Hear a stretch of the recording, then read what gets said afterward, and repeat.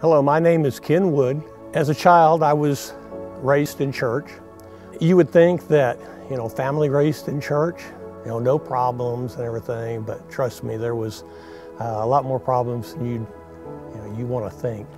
Grew up in an abusive environment. I had a grandmother that didn't necessarily want me to be born. She would constantly tell me, "You're too stupid. You'll never accomplish anything. You're just too dumb." Did graduate high school, thank goodness. It had its challenges. It led on to a road of drugs and alcohol. That lifestyle began to consume me. I got on to speed or methamphetamine. That became my drug of choice. I liked how I felt when I took that. Met my first wife kind of through that. We got married. Had a son. We were at least both cognitive enough to know that, one of us needed not to be indulging in that kind of a lifestyle, that somebody needed to keep their wits about them. Eventually we separated, we got divorced.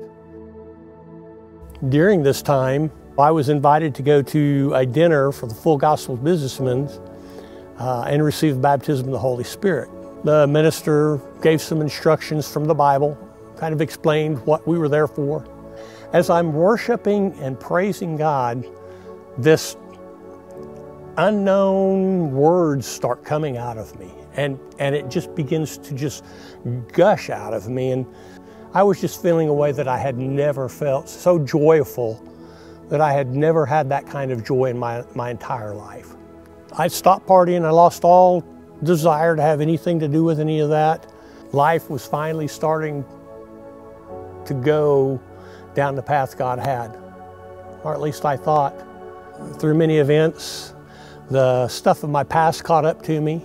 I attempted suicide twice, once with a firearm and the next time with medication.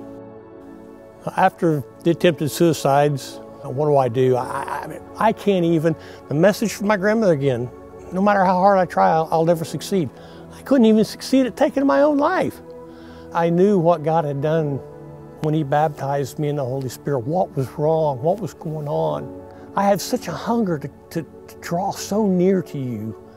Why is my life, and why is it shattering? Why is it falling apart? My wife now, we've known each other since the 6th grade. We've been together over 30 years, 33 years. As a matter of fact, this past May. This one particular evening, I was sitting in the living room sharpening one of the butcher knives that we had in the house.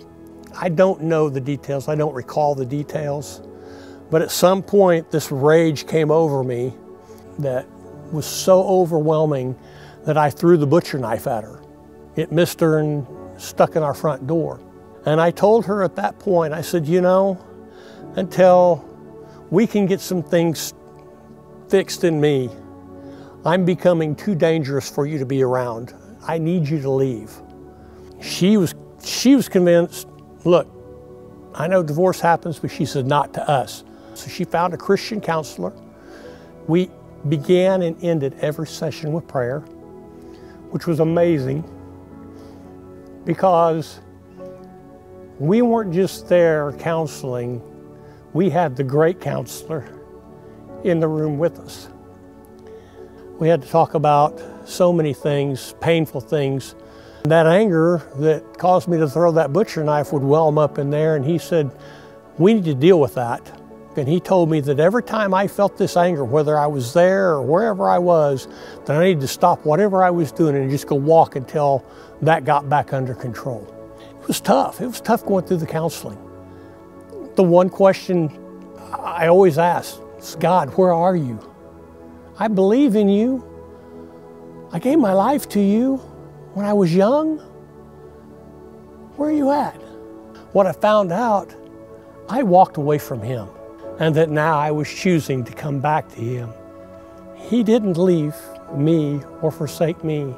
Christ had carried me, how He had interfered in the firing of that gun, how He had caused me to throw up in a way that medication that I took didn't take my life.